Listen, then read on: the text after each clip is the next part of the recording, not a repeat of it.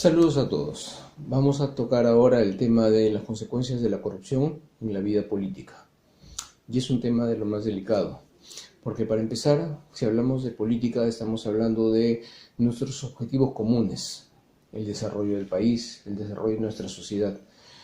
Pero este desarrollo se ve minado por muchos factores, teniendo como eje central el tema de la corrupción. Cuando hablamos de los factores de la corrupción vamos a hablar de dos temas que son principales, el riesgo y el conflicto. Y esto se va a ver en las distintas instituciones, las distintas formas que tenemos de concebir nuestra sociedad. Cuando hablamos de política es imposible desligarla de dos aspectos, el aspecto jurídico y el aspecto económico, porque son ellos los que van a ordenar la actividad política. Entonces, cuando vemos el factor político, estamos hablando del tema de gobernabilidad. Y cuando vemos gobernabilidad, tenemos que ver el tema de la actividad criminal. El crimen organizado se ha potenciado, como ya dijimos anteriormente, por la globalización. ¿Qué implica ello? Que cualquier actividad criminal realizada con herramientas modernas tiene efectos mucho más grandes que los que tuviera una actividad delictiva simple. Me explico. Si nosotros pensamos en el carterista, pensamos en el arrebatador, pensamos inclusive en un homicida, estamos hablando de criminalidad simple. Pero si a estos delincuentes le dotamos de herramientas, entonces ya vamos a hablar de una organización, vamos a hablar que el delincuente no actúa solo, actúa en complicidad con otras personas. Ya no solo tiene como defensa a su abogado eventualmente, sino va a tener un aparato legal, vale decir, uno o más estudios jurídicos a su disposición, va a tener contadores, va a tener economistas, va a tener agentes financieros, va a tener seguramente políticos y seguramente también sicarios. Entonces, eso es lo que caracteriza en la actualidad a nuestra vida política. ¿Y por qué decimos que caracteriza nuestra vida política? Porque también hemos visto en los distintos medios y además por información que tenemos de análisis que se han realizado, que las organizaciones delictivas de las que hablábamos ahora han buscado, y ahora digo en los últimos años principalmente, han buscado asociarse con la actividad política.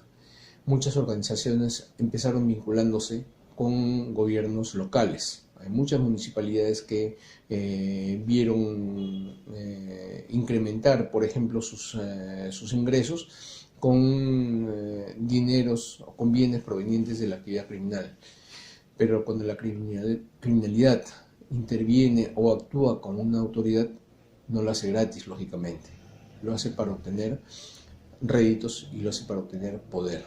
Porque en la dinámica de las organizaciones delictivas está que no solo buscan, como cualquier actividad lícita, maximizar sus ganancias, sino también, al igual que organizaciones lícitas, disminuir sus riesgos, proteger sus inversiones. La mejor forma que ha encontrado es participar en licitaciones, en contratos, primero de las autoridades locales, pero esto ha escalado. Ya se sabe de gobiernos regionales que han estado impregnados de la actividad criminal y la herramienta principal para esto es la corrupción. El riesgo está en que esto puede ir hacia arriba. También ya se han hecho estudios de lo que podría implicar la penetración de la criminalidad organizada en las altas autoridades del Estado, principalmente el Parlamento. Entonces estamos viendo una actividad sostenida para conseguir poder, para obtener más seguridad para sus actividades delictivas. Pero esto, ¿qué implica? Implica que se va a corromper no solo a una autoridad, implica que se va a corromper sistemas jurídicos. Implica, por ejemplo, que en el aspecto legislativo se van a sacar leyes que no tienen como finalidad obtener un mayor beneficio para el ciudadano, sino precisamente proteger algunos intereses reñidos generalmente con la legalidad. ¿Cómo interviene la corrupción en los aspectos del Poder Ejecutivo? Cuando logra poner algunos de sus elementos o corromper algunos de sus elementos para que tome decisiones erróneas, para que las decisiones sean en favor de la actividad criminal y no del ciudadano como es su objetivo, ¿no? ¿Cuál es la acción, la actividad, el efecto de la corrupción en el aparato de justicia? Creo que ya es conocido por todos, y no de ahora, sino de mucho tiempo, solo que ahora se está evidenciando, están apareciendo las pruebas de que ello es así, en el sentido de que las autoridades judiciales, si están invadidas por la corrupción, si obedecen a cánones corruptos, entonces van a tener decisiones erradas. En términos más simples, puede pagar el inocente como pecador o ser liberado el pecador como inocente. Ese es el efecto de la corrupción, y eso es una distorsión total de los objetivos que tiene el aparato de administración de justicia. ¿Qué implicancias tiene la corrupción en otros esquemas? Ya habíamos hablado un poco el equilibrio económico, que es pilar fundamental del desarrollo, se ve debilitado, sino quebrantado por la corrupción. ¿En qué forma? Desde que se adoptan políticas que no necesariamente van a generar desarrollo, sino que van a buscar otros objetivos. Tenemos muchos casos que se han evidenciado ya en el tema en el decurso de la historia, como el tema de los dólares MUC, las grandes construcciones, actualmente el tema Lavallato, que es un tema de corrupción internacional y que tiene muchas implicancias, sobre todo en el tema de lavado de activos. Y el lavado de activos es otro de los grandes fenómenos asociados a la corrupción que desestabilizan las economías. Hay una cantidad enorme de activos que circulan en el mundo que provienen de la corrupción y de las distintas formas delictivas, y estos negocios se pueden mantener precisamente por más actividad de corrupción. Vale decir, la corrupción trata de replicarse a sí misma para tener vigencia, para poder seguir viviendo. Los negocios de las grandes organizaciones delictivas tienen dos pilares fundamentales: la corrupción y el lavado de activos. Si nosotros analizamos cualquier actividad delictiva, llámese tráfico de personas, tráfico de drogas, tráfico de armas, los grandes tráficos tienen como patrón común a estas dos actividades, la corrupción y el lavado de activos. ¿Qué otro aspecto? El sistema de partidos. Sabemos que nuestras instituciones políticas han sido destrozadas, y han sido destrozadas por políticas erróneas que han sido gobernadas, que han sido ordenadas desde decisiones netamente corruptas. No es casual que nuestros partidos estén en una capacidad insuficiente a todas luces de mantenerse, de llevar una vida normal. Como agrupaciones de la sociedad deberían tener criterios de validez, deberían tener criterios de viabilidad, vale decir, no solo por su constitución, sino por su funcionamiento. Pero esto sabemos que ha sido pervertido, no solo porque grandes decisiones han hecho que los partidos no tengan mayor participación ciudadana, sino que en muchos casos han sido tomados y a veces formados inclusive por gente vinculada a actividades criminales y actividades corruptas esencialmente. La sociedad civil organizada es otro de los grandes afectados por la corrupción. Prácticamente no tenemos una sociedad civil organizada. lo que estamos viendo de las marchas que ocurren eventualmente, lo que nos dice es que hay pequeños grupos, colectivos, por ejemplo, que organizan esto, se valen en gran medida de las redes sociales como una herramienta, digamos que eficaz para estos fines, pero nuestro problema es que no tenemos una sociedad organizada. ¿Y por qué? Porque no hay una cultura cívica, no hay una cultura política en la población. Entonces, esta es una gran debilidad de nuestra sociedad. Y finalmente, otro de los grandes aspectos en que incide la corrupción y podría ser el mayor de todos es el de la seguridad nacional. ¿Por qué decimos esto?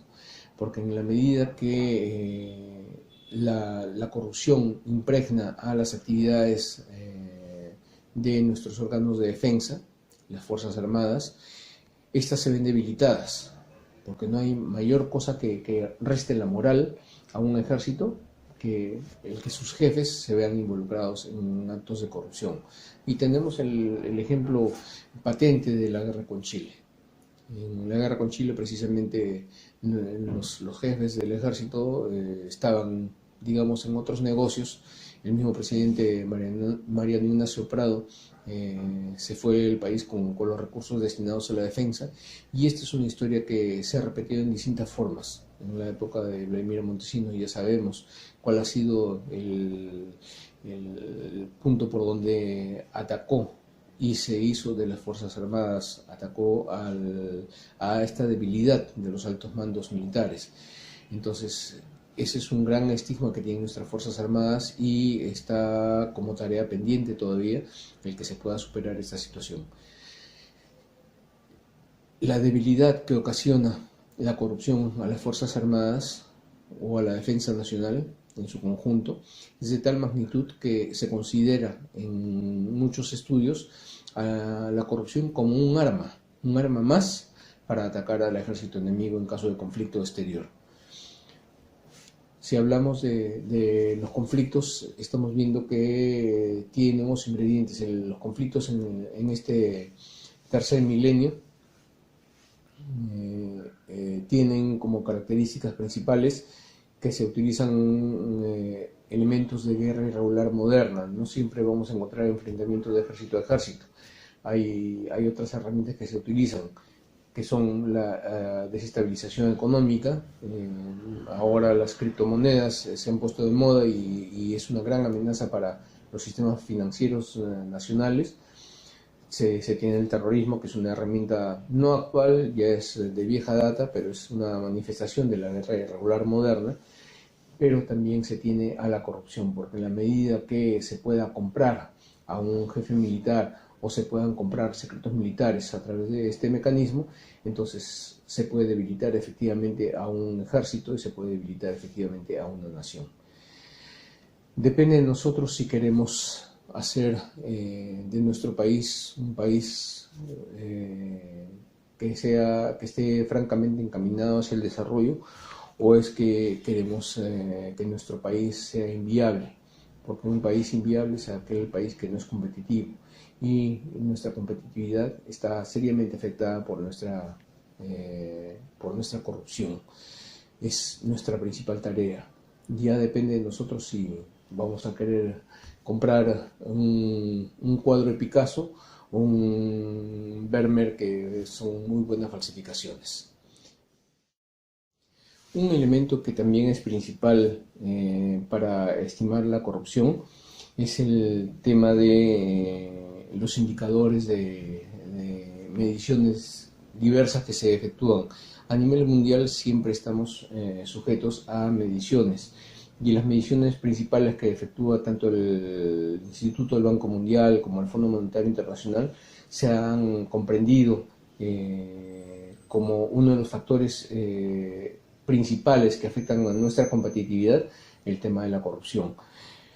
La Cámara de Comercio de Lima ha estimado que nuestras pérdidas de competitividad se pueden calcular hasta el año pasado en el 2% del PBI anual, pero para el presente año estaría entre 3 y 3.5% del PBI anual. Esto nos da una idea del tamaño, el volumen que adquiere la corrupción en nuestro país. Muchas gracias a todos.